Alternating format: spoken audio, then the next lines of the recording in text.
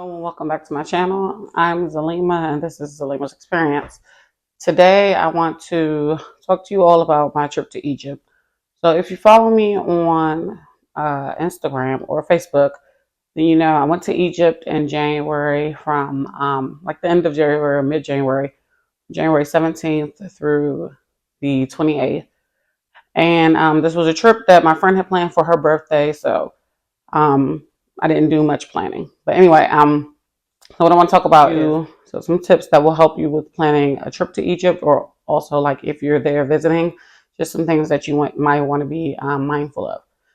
If you see me looking over, it's because I have my iPad here with all my notes, and so I want to make sure I basically cover everything that I think is beneficial to you all. So as I mentioned, our trip took place in January from the 17th through the 28th. In that time, so we left here, the DC area on the 17th, and arrived in Egypt on the 18th because it's a 10-hour flight. So just keep in mind that the duration, like the time period that I'm saying, takes into account the 2 days for travel essentially, because it was 10 hours there, and then our return flight was about 12 hours or just under 12 hours. It was January, obviously, so that's technically the winter there for them. So it was cool, pretty much. They were like went a little further south in the country. It was a little bit warmer, and it was warmer, and especially like it would be cool in the morning. So maybe like 40s to 50s in the morning, maybe like 50s, not 40s, but it was pretty chilly in the morning. And then, as the day progressed and the sun started to come out by like noon, it was pretty warm. And like I said, further south, it would be very warm. So like actually one time at one part of our trip, we went to like a beach area or a city rather, and or country. I don't know which one it is, but anyway, we were actually like in the water and during in the evening. So there was like a kind of drastic change from morning to evening in regards to the temperature. Um, but they said that was their winter. But like I said, it was pretty warm to us. So we started out and we flew into Cairo from here. We left from Dulles Airport. So we flew into Cairo. And then from Cairo, we went to Aswan. And then from Aswan, we went to Luxor. And then from Luxor, we went to Hurghada. And then from Hurghada, we went back to Cairo. And this all took place, like I said, over the span of 10 days. There were 4 of us, so the birthday girl, and then 3 of us in addition to her.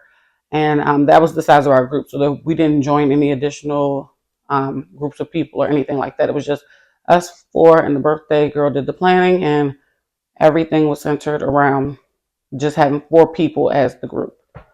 The cost overall, so our accommodation, so basically what the person who planned the trip did was she went with a tour guide. And so our tour guide basically planned everything. All we did was pay a deposit to him. And then he paid everything. And then we paid the balance once we arrived in Egypt. Now you could pay the balance in advance if you wanted to, but the difficulty, or not, I guess it's not difficulty for us as those traveling, but for the business owner, the difficulty is that like we pay through PayPal, for example, which is probably the best way to pay for something out of the country. But what happens is then now whatever you paid, like the business owner's losing money. And of course, that's the cost of doing business. But you know, in a developing country, I'm not so sure that whatever. His preference was cash. So what we did was we paid a deposit in advance via PayPal. And then when we got there, you paid the balance in either cash or by card, like debit card or whatever, or credit card, whatever you choose. So overall, the entire trip, or all of the accommodations, I'll say, was $1,750. Then we also booked our flights. So we did our flight separately. Our flights we had direct flights from Dulles, which is one of the local DC area airports. And it's an international airport. So a direct flight from Dulles that left at like noon, I think. And then we arrived in in Cairo at like 5 a.m. So the flight was like the cost of the flight, like the base fare, was like $9.49, I think. And then I chose my seat because I'm tall, so I wanted to sit in the exit row. And the plane was divided into three sections, so we sat in the third section, and I just sat in the exit row for that section. So it was like the exit row, and then it was like space, a lot of space actually, and then there were four bathrooms right there in front of me. And then we all got a TV like on our thing. If you sat like in a row behind the exit row, then it was like on the back of the seat in front of you. Because I sat at the exit row, I had like almost like a laptop kind of that I had to pull up, and that's how I was able to watch TV and all of that stuff. We flew Egypt Air, and like I said, direct flight. So overall, because I chose my flight, I think my flight ended up being like 1049 or something like that. So that was in addition to the 1750 that we paid. So overall, I mean, I guess it was like just under $3,000 for that. So that was pretty good. So yeah, the flight was pretty good going to Egypt. The return flight was like um, a little challenging. It was pretty full, and the airports in Egypt do things a little differently than we do here in the U.S. So that was another challenge. But overall, it was a decent flight. I wasn't like too bad. The seats, I'm a bigger girl, so the seats weren't like crazy tight. I feel like you get a little bit more room than you get on a domestic flight. Maybe like I would say probably like 2 inches. I have to check to see if that's like true, but it felt like the seat was a little bit bigger than a normal seat, so that was pretty good. And so yeah, that's it for the flights. Going there, our flight was not full, so it was like pretty like we were like I said, we were in the back section of the plane, so people were like stretched out across rows and things like that because it was literally like nobody in that section except for maybe like 10 or 12 of us, and people even came back there. Like some people came back there to pray because like I said, in front of my seat there was like a bigger empty space, so people were back there praying and things like that. So yeah, overall it was a pretty good flight. On our flight, and I'll enter some pictures and videos of like the things that that I was able to catch during our flight. Okay, so as you can see here, this is the little pouch that they give us on Egypt Air. It's like a neoprene pouch, and it included like some basically essentials that you needed. So first thing was the AirPods, or earbuds rather, grippy socks, a wipe which was for like your face or whatever. This is a toothbrush with the toothpaste. It's a wooden toothbrush.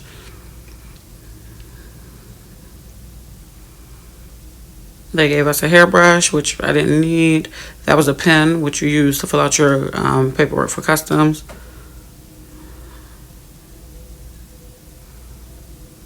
I think that was it because I started putting everything back in the bag. We got 2 meals. So we got our first meal like maybe within an hour of being in the air, and that was like salmon and pasta with like zucchini, apple juice, or whatever kind of juice you wanted. I got apple juice, but they had like various tropical fruit juices outside. You could get coffee or tea. Everybody got water, which was in like a little cup thing. And then bread, like you got lots of bread, butter, and I think that was it. And I think maybe like a salad. I can't remember, but I'll put the video. So that was it for our first meal. Then, like I said, we flew basically an entire day and overnight. They woke us up. Well, I was asleep for the first meal, so I was asleep, but they came over and woke me up so that I could eat. So that was fine. So then we flew overnight. My friends were awake, so like we were just like chatting and stuff. Most people were asleep though throughout the flight. So then, and there's a 7 hour time difference. So when we left here, it was noon. So over there, it was probably like 7 or 8 p.m. Should have been like around 7 to 8 p.m. So I guess that's why they gave us dinner first. So then when we were getting close to landing, probably like an hour and 15 minutes within landing, that's when they started to serve breakfast. So they were waking people up to get breakfast or whatever. So for breakfast, we had like potatoes, eggs, like a folded egg, almost like an omelet, some kind of fruit, juice, tea, coffee, and they, for whatever reason, they would give you like multiple pieces of bread. So then we had like multiple pieces of bread, not Danish, just like bread, like a roll or a croissant or something like that. So that's pretty much it for the flight. The food was pretty good. It wasn't like anything crazy. Even on our return flight, the food was pretty good. We got 2 meals on the return flight. Also, we had dinner because we left at like almost 11 o'clock, I think. And then we had breakfast again. So it was pretty much similar. Wasn't as good as the flight, like our, I guess, arriving flight, but it wasn't bad or whatever. So yeah, that was that. And then like they also gave us one other thing, like a snack in between the 2 meals. So for it was like a sandwich both times, but it was just like different. Like on the flight going, the sandwich was like turkey or something. On the flight coming back, I don't know what it was. I want to say it was a cheese sandwich. I didn't eat it. But yeah, so that was that regarding the food and the Egypt Air flight. And we were kind of concerned because we kept seeing like TikToks and stuff talking about like how bad Egypt Air was. I actually only think Egypt Air is bad for the inter-country flights because we took the plane again 2 more times once we got to Egypt. So we took the once we got to Cairo, the next day we took the plane, well, we flew rather to Aswan. That was like a little ghetto. And then when we were leaving Hurghada, we flew back to Cairo. So we flew twice within the country. Both times, well, flying into Aswan, I wasn't crazy about the airport, but it wasn't like bad. They just have like small bathrooms and things like that. And we really just grabbed our bags and then got into the car. Going back from Hurghada to Cairo, it was like pretty bad. Nobody really spoke English. And they like kind of like, I don't know how to explain it. They kind of like didn't know because they didn't speak English. It was hard for them to communicate like what was going on. And our flight actually had gotten canceled and we didn't know that. So we were at the airport early enough to get on the flight before that was scheduled before our flight, but we didn't know what was going on. So it was just like they took our passports and it was all just like scuffling and shuffling around and nobody was saying anything to us, but we didn't have our passports. And also their security is like a little bit janky. So it's like you going through security multiple times at every airport there. And it's kind of like, it seems unnecessary because I don't really know if the metal detectors work, to be honest. But yeah, so that's that. That's all I want to say about flying. Nobody knows. Well, there's a few people that know English. Their process is definitely different than ours. And it's kind of like something you have to prepare yourself for because you really don't know what's going on. And it seems like it wasn't consistent every time we went to the airport. So that was frustrating or challenging time for us. Okay, so I think I covered most of like top line things with that little spiel, I guess, or spiel, whatever you want to call it. So tips for planning, like if you were going to plan, like things that you should be aware of. The first thing I'll say is like the money conversion. Well, I'll start with the visa because you need a visa to travel within the country. So we got that at the airport. It was $25. Our tour guide actually just collected our money, went up and did it. So we just stood in line to go through customs, I guess. So that was pretty quick. But you need that. They'll check it like a bunch of different times. And you just needed to do intercountry travel, which our tour guide had booked those flights for us, but that wasn't any additional cost to us. The other thing is money conversion. So I personally would not recommend converting your money to Egyptian pounds because I mean they really don't want the Egyptian money. They prefer to have the US dollars. Like one of the things that I think this is pretty common across foreign countries. But one of the things that they wanted to do was like, if we had $100 bill, for example, like a newer $100 bill, then they would say, hey, can you give me that for this? And it would be like a bunch of singles or $5 bills and things like that that were probably like tattered and things like that because they prefer the newer money. And our tour guide had said something about the bank not taking the newer money or only not taking the like weathered money or whatever you want to call it or worn money. Right? Like I said, I wouldn't convert my money because the Egyptian pounds fluctuate. So what I found is that it was easier to just use like my debit card or credit card, whatever the case, to get the accurate conversion rate, as opposed to them just telling me it's this amount and then giving them cash, giving them US dollars for that amount, because then in return you're going to get Egyptian pound and change. And the Egyptian pound was like 30 Egyptian pounds equal a dollar, I think it is. And so it was just like I said, it fluctuated. So sometimes it'd be like $26, sometimes it'd be $32. Like it just varied. And we were there for 10 days. So after a couple of days, I was like, yeah, I'm gonna just use my Visa, because my bank, I guess they finally recognized like that I was out of the country and they weren't declining things. So I was like, I'll just use, debit. It's easier.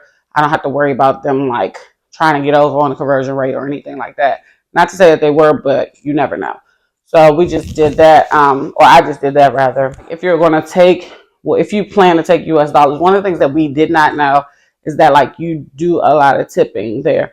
So like, or they expect you to do a lot of tipping. So overall, and I'm not talking about like, I guess like $1 to $2, probably like $2, because for example, the Egyptian pound most times was $30 is equal to $1 for us. So a cup of coffee would be like 70 pounds. So of course you're not going to tip somebody like $1 and they can't even buy a cup of coffee with that. So you would do like at least, I would think like $3 or whatever. So it wasn't, people tend to say like, oh, it's cheap in Egypt because our dollar's worth that much more there. And it's kind of not. Like some things, yes, are reasonably cheaper or like a more, affordable or inexpensive than they would be here. But then some things it really wasn't. It was like pretty equal. And it could be because, like, for example, we stayed at the Hyatt, I think, like in Cairo one night or 2 nights rather. And things were pretty equal there. Like it was like almost an equal exchange. But like I said, that's an American hotel, so I wasn't really surprised that things were like equal.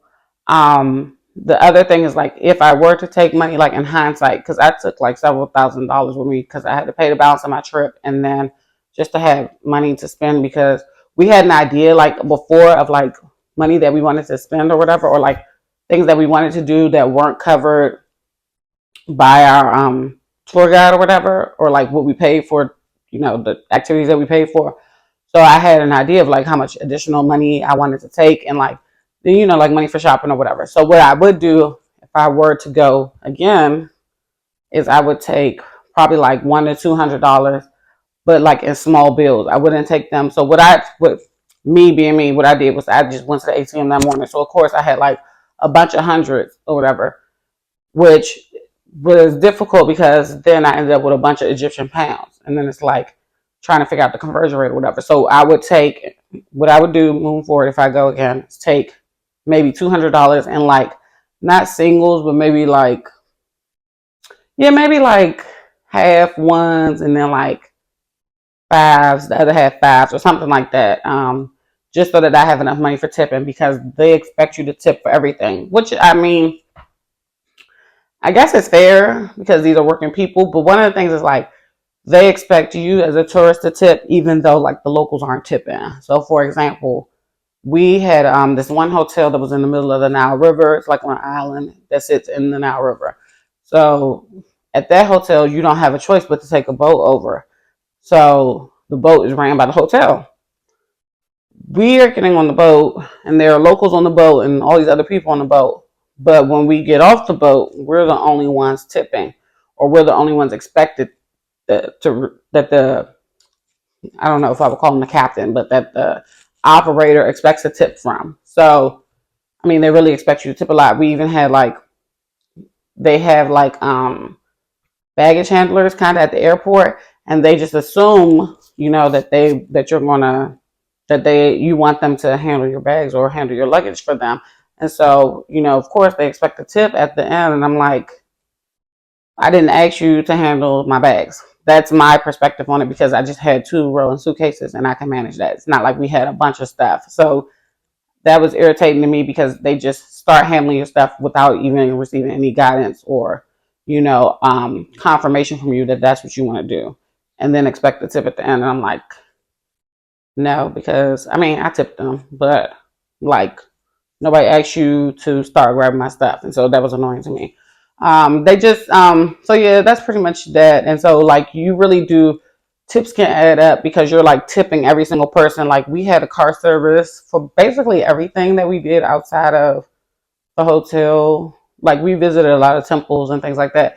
If we couldn't walk there, we had a car service. If we had a car service, we tipped the car service. It depended, the tip like varied depending on like how long we had the service. So like if we had the same person all day, then obviously we would tip them higher. If we had just, one person for like to go to dinner or something like that, then we would just tip them accordingly. And at one point, so our tour guide had like a network of tour guides that were in different cities. So it would be like when we got to one city, this person would be our tour guide. He would take us to the next couple cities. Then we would have a new tour guide there. That person would escort us throughout that city or take care of us in that city.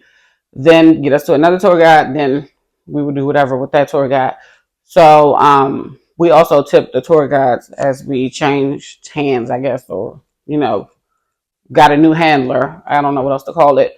Um, and then we took a Nile River cruise, and so at the end of the cruise, it's just like a regular cruise. You're expected to tip out, so that's just another thing. You can they're a little bit different because you can either tip in cash, like American US dollars, or you can tip in Egyptian pounds or by Visa.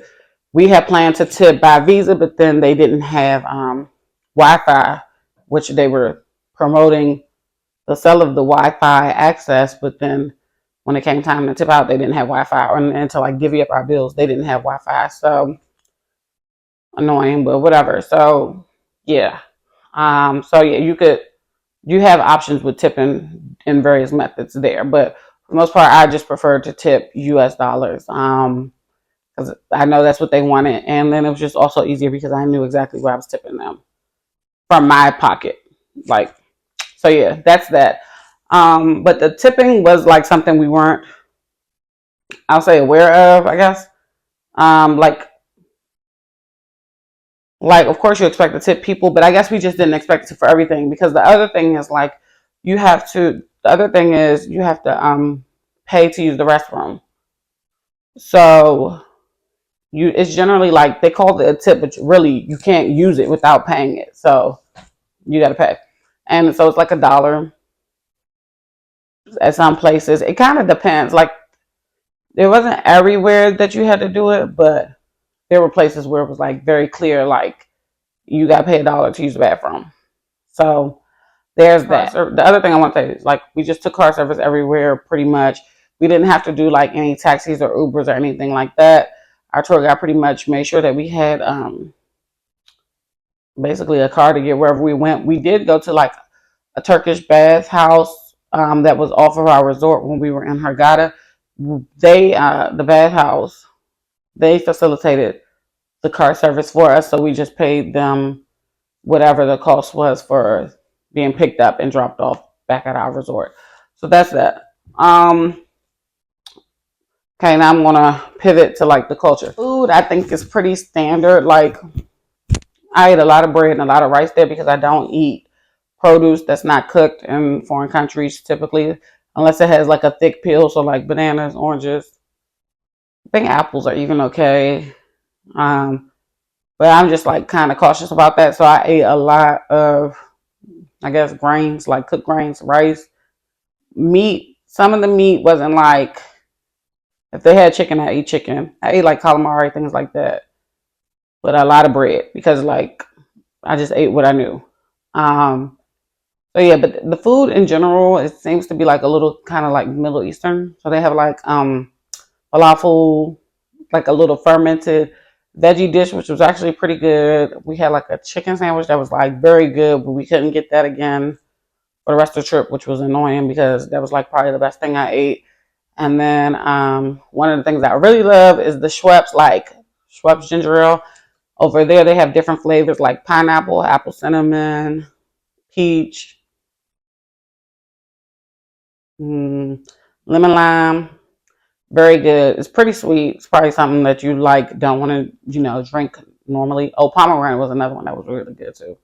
But yeah, the shrubs are really good. So if you go to Egypt, make sure you get plenty of those because very good. And they're because of the money conversion, like things were pretty affordable. So like I went to the grocery store, bought like a bunch of snacks, and they came up to like $2. So you could really like in that capacity, you could spend your money wisely and not spend as much. But like when it comes to other things, you just gotta pay for what you gotta pay for. Okay, so also for food, like on our last day, I think it was before we went to the airport, we had like this really good.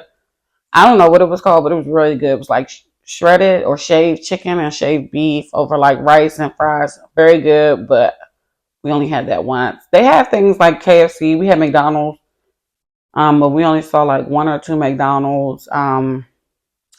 So like you can find some American food if you really want to, but I don't think that food is like anything that's like drastically different that you're like going to be scared to eat it. But there was a time when I was like, all right, I could go for some Chipotle. Sure, like some of the things that we noticed was like, okay, so it is a Muslim country, so it's kind of misogynistic, I guess. So the men are very like, I'm gonna say aggressive, and keep in mind, y'all, this is my experience as an African American woman in Egypt. So if it offends you, I'm sorry, but like my experience is my experience. So there's that. So the men were like, from the time we got to the airport and got off the plane to the time we left, men were definitely like making comments, gestures, pretty much saying whatever they wanted to say, gawking at us, doing like little cat calls and stuff like that.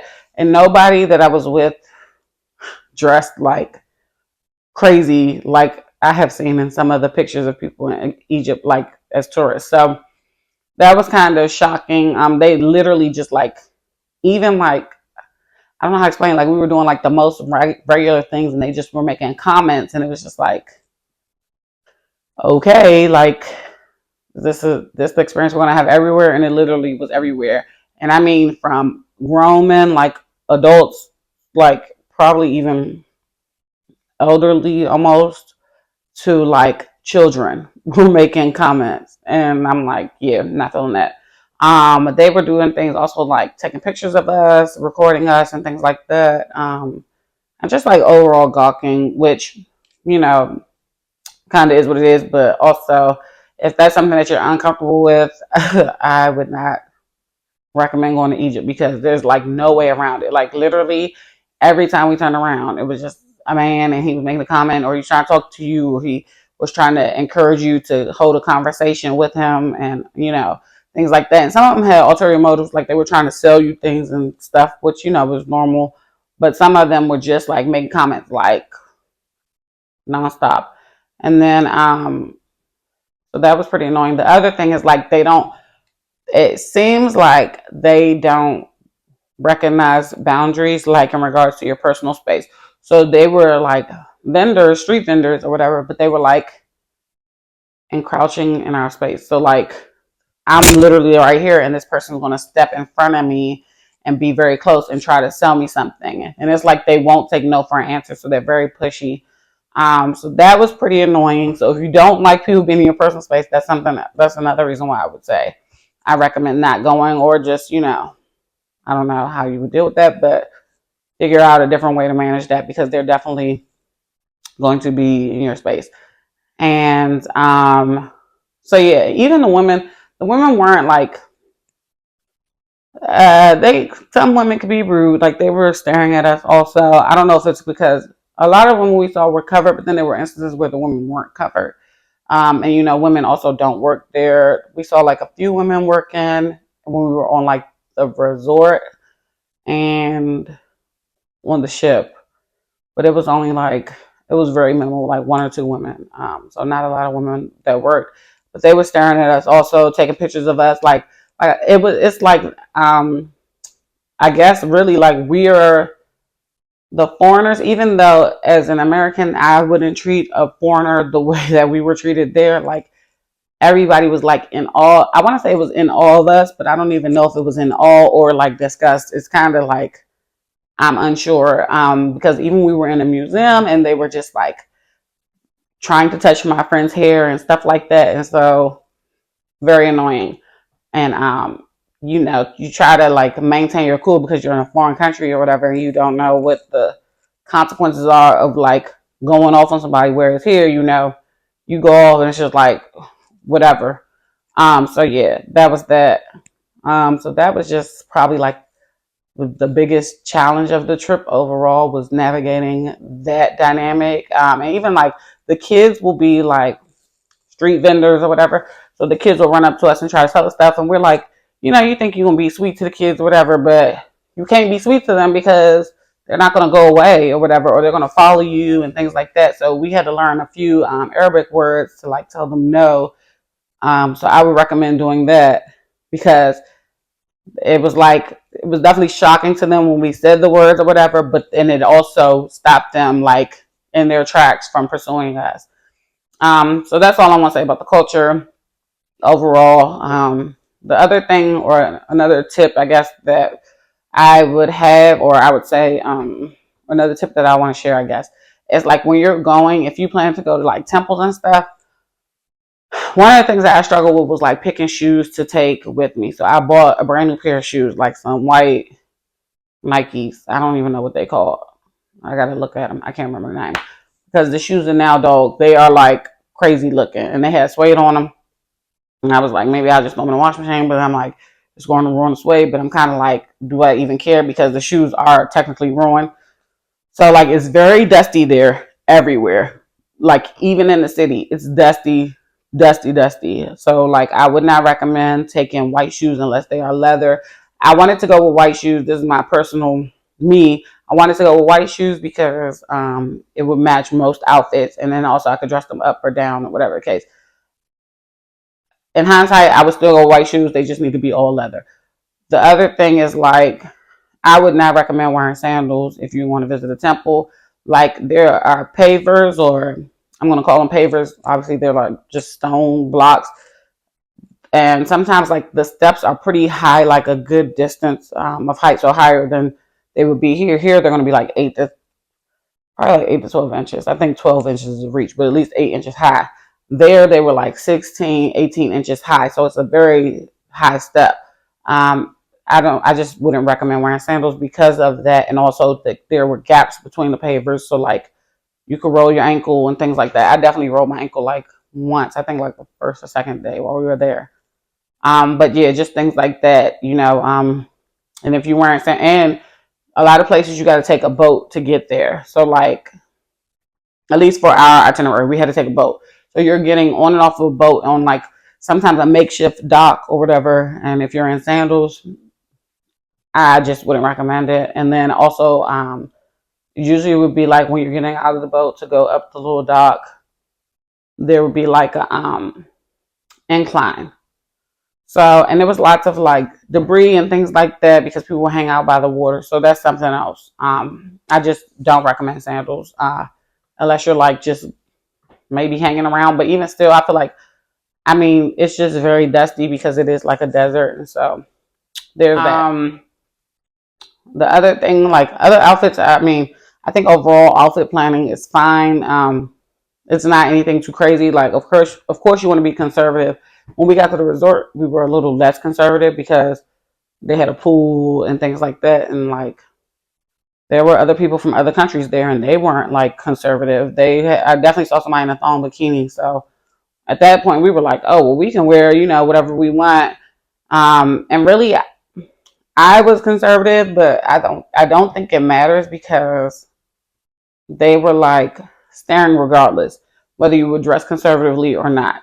So it doesn't really matter in my opinion. I probably would felt better because I was dressed a little bit more conservatively than I would normally dress like in the States with all of the staring and comments and all of that.